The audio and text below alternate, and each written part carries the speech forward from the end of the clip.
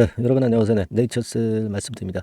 네이처셀이 오늘 그렇게 썩 좋진 않았죠. 네, 좀 하락해서 마무리가 될 것 같은데 지금 이제 네이처셀의 오늘의 좀 하락은 네이처셀의 문제는 절대 아닙니다. 네, 네이처셀의 문제는 아니고 뭐 전체적으로 여러분들이 뭐 잘 아시겠지만 유한양행이 FDA 승인 받았죠. 네, FDA 승인 받았습니다. 랭라자 리브리반트 병용요법으로 승인을 받았거든요. 이건 대단히 경사스러운 건데.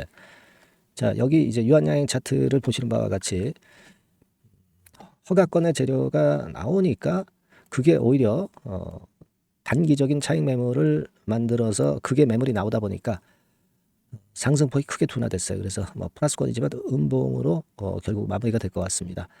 자, 이런 분위기가 아무래도 올랐다가 둔화된 분위기가 이 제약바이오 섹터에 좀 영향을 좀 주지 않았나 이렇게 생각이 들어요.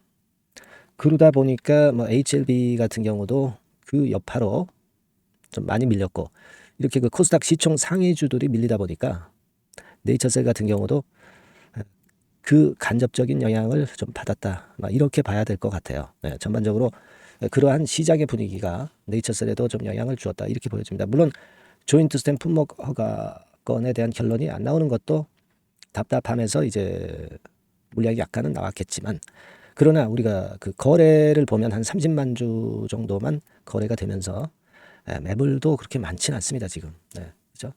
뭐 지금은 끝까지 가겠다라고 하는 분들이 다 들고 있는 타임이니까 매물이 많이 나올 수가 없고 하락하면서 거래가 크게 증가하진 않았다. 이렇게 봐야 될 거라고 생각이 들어요. 그죠?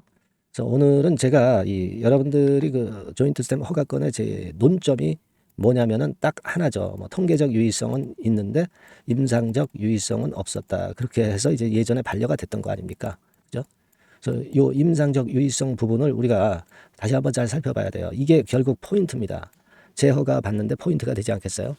그래서 이 부분을 좀 보면은 어느 정도 우리가 그 윤곽이 나옵니다.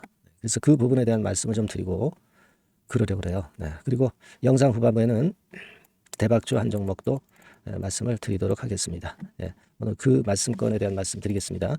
자, 여러분 우리가 그게 제일 중요한 거잖아요. 임상적 유의성을 어떻게 이번에 예전에 기준하고 다르게 이번엔 임상적 유의성을 인정받겠느냐 이 부분이 제일 중요한 겁니다. 여러분 조인트 스템에 대해서 계속 이제 알고 봐 오신 분들은 다 알고 있는 건데요. 이거를 제가 볼 때는 과거에 이 기사를 한번 보실 필요가 있습니다. 이 기사가 잘 설명을 해주고 있다고 저는 보거든요. 조인트 스템이 올해 허가 재신청을 할 때 2024년도 3월 18일이죠. 모 사이트에서 그 기사가 나오면서 여기에 자세한 설명을 여러분 했기 때문에 이 부분을 제가 말씀을 드리려고 합니다. 그러니까 통계적 유의성은 인정이 됐던 거죠. 예전에 반려가 됐을 때. 하지만 임상적 유의성이 부족하다. 그렇게 나왔는데 이게 잘못됐다는 거죠. 왜냐하면 이제 임상적 유의성의 어떤 기준이 있어야 됩니다. 근데 그 기준이 뭐 없고 좀 애매모호한 상태고 이 임상적 기준을 그 중앙약심에서는 어떤 걸 기준으로 삼았냐면요. 알바이오, 그러니까 조인트 스템이 나름대로 자기네들이 그 목표로 삼았던 기준이 있습니다. 목표로 삼았던 기준이 있어요. 근데 이 기준보다 못했다고 해서 임상적 유의성이 없다고 판단을 한 겁니다. 그죠? 이거는요, 잘못된 거죠. 그러니까 여기 기사에도 나옵니다만은 이번에 조인트 스템이 뭐 예를 들어서 사람이라고 칠 때 시험에서 한 100점 정도를 자기 기준으로 목표로 잡았다 이거예요. 근데 이게 90점 나왔다고 해서 허가를 반려했다는 것은 말도 안 되는 얘기예요. 그러니까 식약처 중앙약심위에서의 어떤 기준이 있었어야 됩니다. 그죠? 기준이 만약에 뭐 70점, 80점이라고 한다면 90점으로 나중에 평가가 됐다 하면은 이거는 임상적 유의성을 만족한 것이 되는 거거든요. 근데 이런 기준도 없이 조인트 스템의 기준을 가지고 식약처에서 그 기준을 잡았다는 것 자체가 말도 안 되는 얘기죠. 예. 그러면서 반려가 됐던 거거든요. 여기에 이제 그 얘기가 나와 있는 거예요, 여러분. 네. 그죠? 네. 나중에 이제 자세히 읽어보시면 그 얘기입니다, 여러분. 임상적으로 유의하지 않았다는 것이 식약처의 어떤 임상적 기준이 있어야 되는데 조인트 스템이 자발적으로 어떤 기준을 설정한 것에 이걸 기준으로 삼아가지고 이게 뭐 예를 들어서 100%라고 한다면 90%라고 해가지고 이걸 허가를 반려를 한 거예요. 식약처 자체 기준이 정확히 있어야 되는데도 불구하고 말이죠. 이게 말도 안 되는 얘기예요. 그래서 반려가 되었던 건에 대한 반론을 이 기사에서도 명확히 지적을 한 겁니다, 여러분. 근데 여하튼 좋다 이거예요. 네, 과거에는 6개월치 임상적 유의성 그 자료였지만 이번에는 3년치를 제출을 하면서 임상적 유의성에 만족한 자료를 제출했기 때문에 식약처나 중앙약심위에서 거절할 이유가 없습니다, 여러분. 이론적이나 또는 객관적으로 볼 때 당연히 그런 거예요. 그래서 우리는 지금 이번에 조인트 스템의 재허가를 기대를 하고 그리고 단타 매매자들이 다 떠났다 하더라도 중장기적으로 보시는 분들이 이 물량을 가져가고 있는 거예요. 이런 잔파도가 나온다 하더라도 그걸 버티고 가는 겁니다. 뭐 유한양이 허가 호재가 노출되면서 올랐다가 반락한다 하더라도 전체 시장의 조정을 좀 받고 흔든다 하더라도 네이처셀 주주님들, 강성 주주, 중장기로 보는 분들은 그래서 조인트 스템을 믿고 가는 겁니다. 그렇지 않겠습니까? 그죠? 근데 오늘의 뭐 전체 시장에 연관돼 가지고 간접적으로 같이 소폭 밀린 거를 우리가 크게 의미를 둬서 되겠습니까? 네. 그런 저의 생각이에요.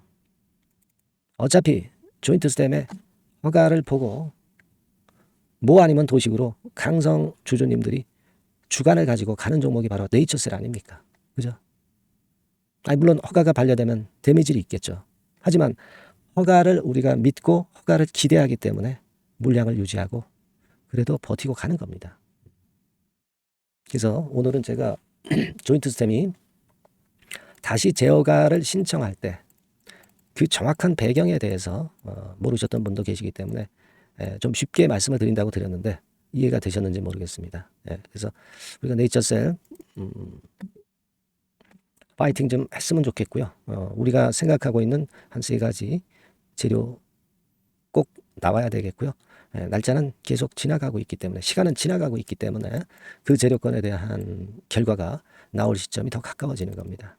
우리가 그걸 믿어야 하지 않겠나 이렇게 생각이 되고 여러분들이 사실 홀로 이 네이처셀 종목을 갖고 가져가시는 것은 굉장히 힘들어요. 뭐 시세를 내다가 갑자기 구덩이 파고 뭐 그런 경우가 한 번, 두 번이 아니죠. 여러분과 제가 같은 목표를 갖고 같이 가셔야 되고 여러분들이 흔들릴 때 저의 문자나 메시지나 알림을 좀 듣고 여러분들이 용기를 좀 얻으셔야 될 것으로 보여집니다. 여하튼 네이처셀과 관련된 긴급한 사안은 언제든지 나올 수 있어요. 긴급한 매매 사인도 그렇고요. 네이처셀이라고 꼭 문자를 주셔서 그런 변동 상황에 꼭 대비를 하셔야 된다는 거 다시 한번 말씀드리고요.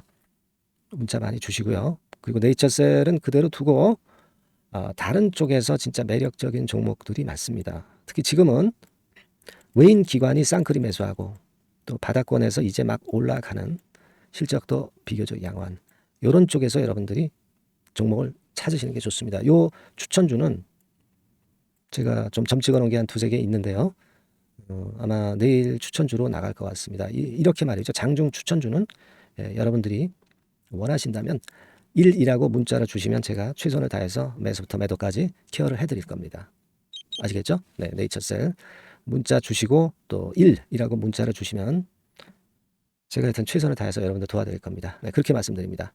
자, 그리고 제가 대박을 낼 만한 종목 말씀을 드린다고 그랬습니다. 자, 요거 말씀드릴 테니까 말씀 잘 들으시고 대박 꼭 내시기 바랍니다. 네, 지금부터 말씀드릴게요.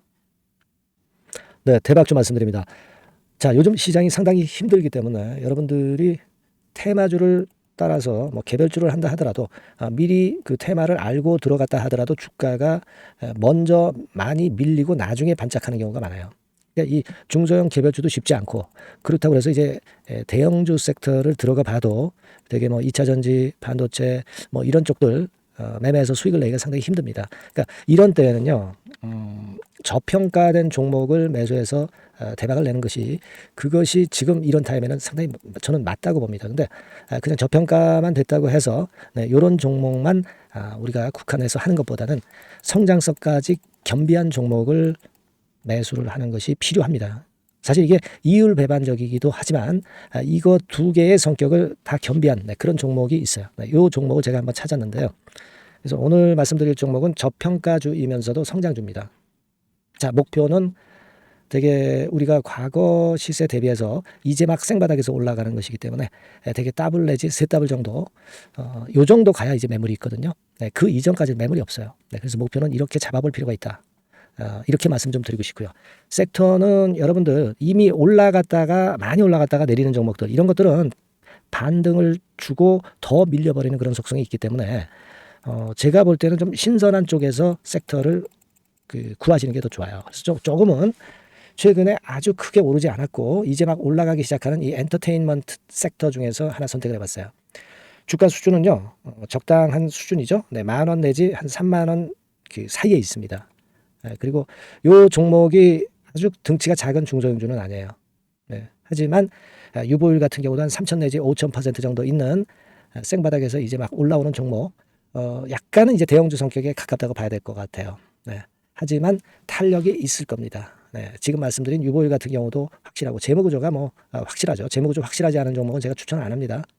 유동성 현금, 그러니까 단기간에 현금을 만들 수 있는 유동성 현금이요. 여러분 한 3,000억 내지 4,000억 정도 있어요. 이 얘기는 괜히 괜찮은 종목이다 하더라도 쭉 올린 다음에 증자해버리는 경우가 많잖아요. 그래서 주당 주식 가치를 희석화하는 경우가 상당히 많거든요. 그럴 리스크가 없다는 얘기예요. 그죠? 네, 그런 부분입니다. 유동성 현금이 이 정도로 많아요, 여러분. 실적은 작년에 최저였어요. 하지만 1분기부터 이미 턴어라운드를 했습니다. 그러니까 우리가 주식을 선택할 때 실적이 증가하는 기업도 좋지만 과거에 안 좋았다가 또는 실적이 최소치를 찍었다가 그 다음에 이제 실적이 높아지는 종목, 요런 턴어라운드성 종목들이 큰 대박 시세를 내는 경우가 많습니다. 그래서 요런 특징이 있다는 거 말씀을 좀 드리고 싶고요. 퍼 배수, 네, 우리가 이익을 측정하는 퍼 배수가 6배에서 10배 사이에 있기 때문에 지금 실적이 올라가기 때문에 이거 퍼 배수는 상당히 크게 증가할 수 있어요. 되게 이 섹터가 속한 기업의 평균 퍼가 뭐 좋을 때는 50배까지도 올라왔었어요. 되게 한 2, 30배 정도는 갑니다. 근데 지금 퍼가 6배 내지 10배라고 한다면 더블 내지 3더블을 분명히 보일 가능성이 높다 이렇게 봅니다. 그리고 자산 가치로 따져서도 PBR이 한 0.5배수 내지 0.9배수거든요. 근데 이게 자산 가치가 지금 이 정도면 굉장히 저평가입니다. 왜냐하면 우리가 자기 자본 수익률 같은 경우 되게 20 내지 뭐 50%까지 갔던 종목입니다. 그렇다고 한다면 PBR 수준이요 2배 내지는 5배 정도까지도 PBR 수치가 더 올라갈 수 있는데 이제 0.5배 내지 0.9배수라는 얘기죠. 이런 종목은 여러분들이 꼭 놓치면 안 돼요. 네. 매매 기간은 한두 달 후 정도의 시세 분출을 기대하는 겁니다. 그러니까 미리 사는 거죠. 근데 조금 기간을 길게 보셔도 됩니다. 3개월 정도 기간으로 봐도 무난하다 이렇게 말씀드리고요. 수급적인 측면에서는 외인들이 들어오기 시작했어요. 외인들이 화끈하게 지금 한 일주일 정도 들어오고 있고 기관은 이미 들어와 있고요. 외인 기관 쌍끌이 매수가 펼쳐지고 있어요. 그러면 가는 거죠. 그죠? 그리고 중요한 거는요. 3, 4년간 조정을 계속 보였어요. 3, 4년간 계속 하락을 했습니다. 그러다가 2년간 등락하면서 바닥 다진 이후에 최근 분출이 시작되고 있다는 거죠. 여러분 요거 제가 차트를 한번 보여드리면 주봉 차트가 이런 식이죠. 네, 주봉 차트가 이런 식입니다. 요거가 이제 한 1, 2년간에 걸쳐서 다지고 이제 막 올라오기 시작한다는 거예요.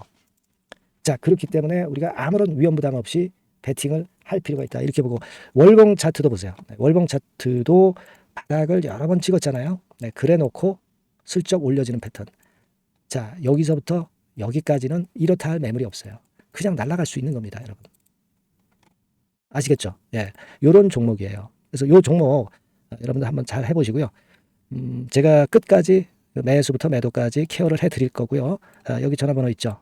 예, 요 전화번호로 뭐라고 주시면 되냐면 대박이라고 문자를 주시면 돼요. 예, 대박 간단하죠? 대박이라고 문자를 주시면 제가 최선을 다해서 매수 시점부터 매도 시점까지 여러분께 최선을 다해서 도와드릴 거예요. 네, 아시겠죠? 이번에 이 대박주는 한번 잡읍시다. 네, 자 그렇게 말씀드리겠습니다.